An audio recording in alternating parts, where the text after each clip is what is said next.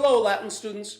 In this video we will explore some vocabulary items that are commonly missed on various assessments from stages 1 to 12 of the Cambridge series. Now, the reason these items are gotten wrong frequently is, for instance, the word might resemble an English word that the student then writes that down when in fact that's not what the word means.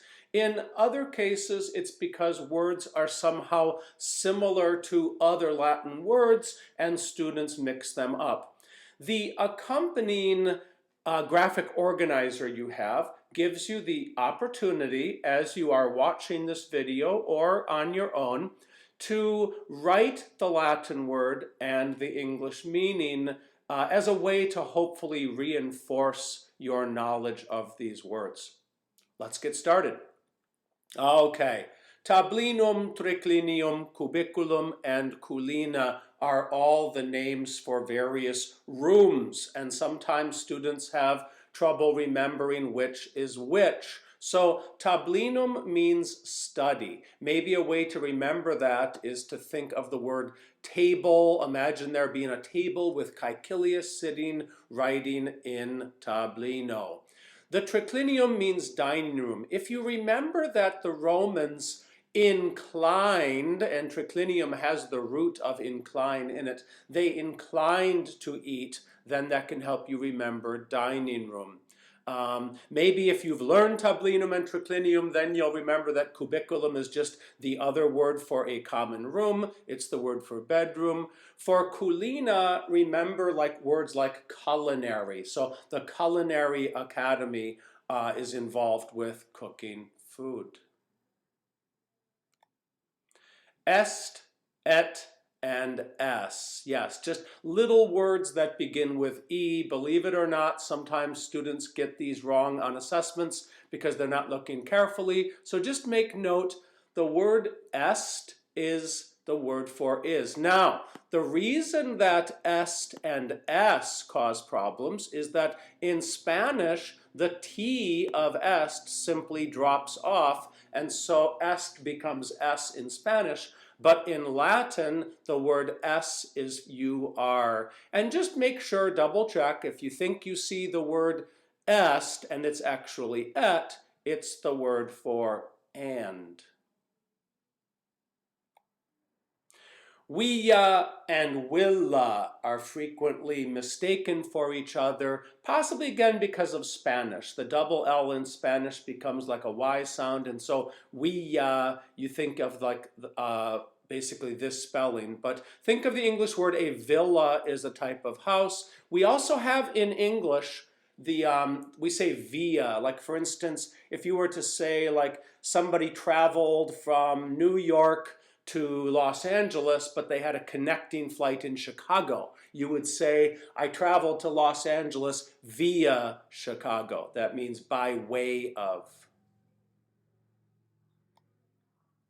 Cibus, cana, and canis. Now, cibus and cana are mistaken for one another because they both have something to do with eating. And then cana is frequently mistaken for canis because they both have the C and an N. So one way to remember this, remember, cana has an N, and so does the word dinner. So if you're wondering between cibus and cana, which one means food and which one means dinner, think of that N issue. And then for the word canis, just remember canine means having to do with a dog. Gustat, perfect tense, gustavit. Now this is a standalone. This is mistaken because of the Spanish verb gustar. In Spanish, the verb, which means to taste, in Latin it means to taste, it evolves to mean like for something to please me. And so if I say, me gusta la comida, okay, in Latin originally that would have meant that basically I taste the food, but in Spanish now it means to please, like me gusta la comida, the food pleases me, meaning I like the food. So just remember, gustat in Latin means tastes. Write it down a few times so you never forget it.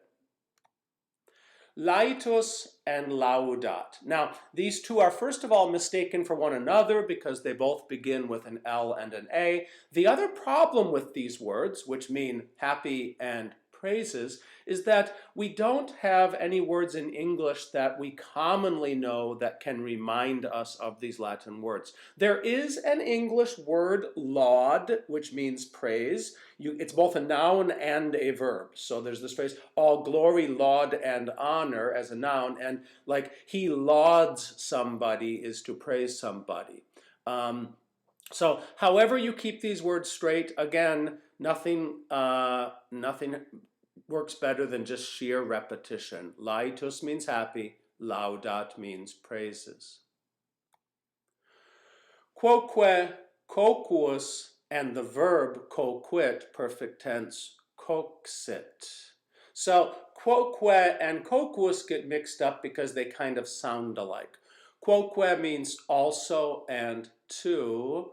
Quoquus means cook as a noun, and quoquit means cooks as a verb. So these two words are obviously related to one another, but remember, one is a noun, one is a verb. Iratus. Now, iratus means angry. And the most common way that students get this wrong on an assessment is they write down irritable because irritable starts with an IR as well. The thing is, iratus is a strong word. Angry is a different emotion than merely being irritable or irritated. You could write irate. Irate is an English word derived from iratus, and irate means very angry. So again, iratus means angry. Portat, portus, and porta. They all begin with P-O-R-T. Portat is a verb that means carries. Portus is a noun that means a harbor or a port. And porta means gate. I would suggest that the best way to remember the difference is stick with the meaning port for portus, and then remember that porta, like the word gate, has an A. Ridet, perfect tense, risit, and the verb reddit, perfect tense, tradidit. Well, these are mistaken for one another because they both have an R and a D. Ridet means laughs or smiles. Reddit means gives back. It can mean return in the sense of, for instance, like I went and I returned an item that I borrowed. We don't use reddit to mean like he went to his friend's house and then he returned home. Okay? So we do have derived from ridet. You can say to deride somebody is to make fun of them. And we also have the English word derision, which means like to make fun of somebody. But again, just write these down several times to keep them straight. Habet, perfect tense, habuit, and habitat. So habet means has, habitat means lives, as in the sense of like lives in a house. And of course they're mistaken for one another because they both begin with H-A-B. So just if you're ever looking at the two and wondering which is which, maybe just think of the word habitat, okay? Habitat is like where an animal lives. Quis and quid. Quis means who, quid means what. Now, both of these words can be used as an interrogative, meaning a word that starts a question. So you could say, quis est tu? Who are you? And you could say, quid est? What is it? They can also both be used as what we would call a conjunction, like I don't know who he is, you would have quis, or I don't know what that is, and you could have quid theoretically appear in that environment. Maybe a way to keep these straight is if you're ever looking at the two and wondering which is which, if you see the S of quis, think the S means someone, and that means a person, and that means who. Satis. Okay, satis means enough. The most common mistake is you see satis and they write like satisfaction or satisfied, and it is certainly true that those English words are derived from the Latin word satis, which means enough, but the word satis means enough. If you think back to the story in Basilica, where the judge finally was tired of the people arguing and he said, satis! Just remember, that means enough, enough arguing. Wendit, wennit, wainit, perfect tense, and inwennit. These are mistaken for one another because they all have a V-E-N inside them. Wendit means sells, and the way to remember that one is think of the word vending machine. It's a place where they're selling you things. Wennit, past tense, wainit, means comes, and again, this is very tricky. If you see a long mark over the E, you've got perfect tense came, where if you don't have the long mark, it's present tense comes. And for inwennit, meaning finds, maybe think of the word invention, which does indeed come from inwennit. Somebody, like an invention, like they discovered something new, they found something new. Currit, past tense, cucurrit, and ambulat. These are mistaken because most people, they remember it's a verb of motion and they forget which one it is. Okay, so currit means runs, ambulat means walks. We do have borrowed into English the word ambulatory. Okay, so when you're a patient in the hospital, but you have permission to walk around and get some exercise, you're called an ambulatory patient. Femina. Femina means woman. The most common mistake people make is they write like feminine. So the reason that's wrong, the reason you can't call the word femina feminine is all kinds of things could be feminine that are not a woman. Also, people will write female. And again, every species theoretically could have a female member of the species. It doesn't make them a woman, okay? So the word femina describes an adult member of the species Homo sapiens with two X chromosomes, that is to say, a woman. Stat and statim. These are very frequently mixed up for each other. Stat is the verb that means stands. Statim is an adverb that means at once and immediately. Now, this adverb, in fact, an abbreviation of it as stat is used in medical terminology. So when you see, like in a medical show, somebody says, "Get me the crash cart, stat," okay? That's actually an abbreviation of statim, which means at once or immediately.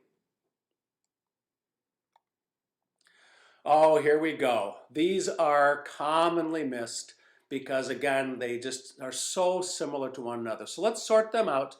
Mittit, past tense, misit, means send. Mittit, past tense, misit, means loses. Mittit, past tense, misit, means throws or sends out. And then emit means buys. Okay, so one thing to be aware of, the preposition a is just tacked on to mittit, and so send becomes sends out. As for how to remember mittit, meaning loses, you could think that something is amiss. That means something is like lost in it. Emit, this is the problem because many people think that emit is a mittit, so emit means buys. Libertus, liber, and liberalus. Obviously, they all have L-I-B-E-R, and they're not the same word.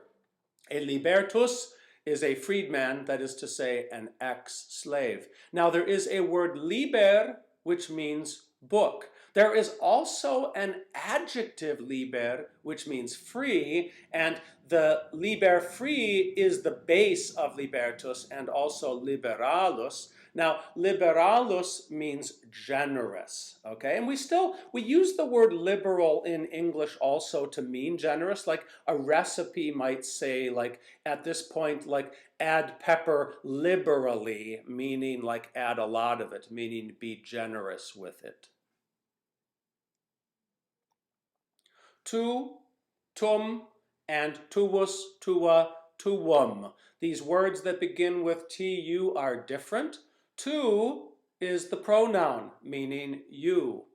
Tum means then. So if you'd see these words and you're wondering which is which, I guess maybe one option is to remember that m's and n's are kind of like each other, and so the one that ends with an m is not you, it must be then. Tuus is the adjective that means yours. And in Spanish, of course, this has evolved into just being tu. You could say, ¿Dónde está tu amigo? Where is your friend? But in Latin, that keeps full endings as an adjective, and it means your or yours. Ingens versus magnus, magna, magnum. Ingens means huge. Magnus means big. And there is a difference, okay? So if you say large for ingens, you really have not correctly translated it, because, you could like imagine like somebody's like talking about a fish, and say, oh, I caught a large fish. You say, oh, well, look at this one. That one's even bigger. That one's huge. Okay, so huge is bigger than large, and that's why large is not an acceptable translation for ingens. Ingens means huge. Intellegit, perfect tense, intellexit. The verb means understands. Okay, so again, it's a verb that means understands. The most common mistake here is people write intelligent. Now, obviously, intelligent comes from intellegit, but it is a verb that means understands. Tamen tandem. These two are frequently mistaken for one another. Sometimes students will tell me that they've got those two words still that they haven't written down on an assessment. They know that one means however and the other one means at last finally. So how do you tell the difference? Well, the joke I have sometimes made, and I remember making this in class, is I ask somebody, name a color, and they say blue. Okay, somebody else, name a different color. Green. Okay, name a different color. Red. And then the point is I say, you know what no one ever said? No one said tan. No one said tan, because tan is the last color anyone would ever think of. So if that helps you remember, tamen means however, tandem means at last or finally. Ducit, past tense duxit, versus dicit, past tense dicit, okay? Ducit means leads, dicit means says. These verbs are identical to one another in all forms with the exception of just that vowel. So however you remember this, I don't even know if there is a great way to remember. I guess the thing is we see the verb dicit a lot more, and just, think back about the fact that you've seen this one a lot more, and in stories people are always saying this to one another. Dicit, dixit, that's the one that means says. Ducit, duxit is the other one. It means leads. Capit versus cupit, okay? These verbs, capit, past tense capit, means takes. Cupit, past tense cupiwit, means wants. They're mistaken for one another, obviously, because they only differ in the present tense because of a vowel. Here's a way to remember the difference. Again, if you're looking at these two and you think, oh, one of them means takes, one of them means wants, which one's which? Think of like cupit and go, ooh, I want that. Get it? Maybe that'll help you remember.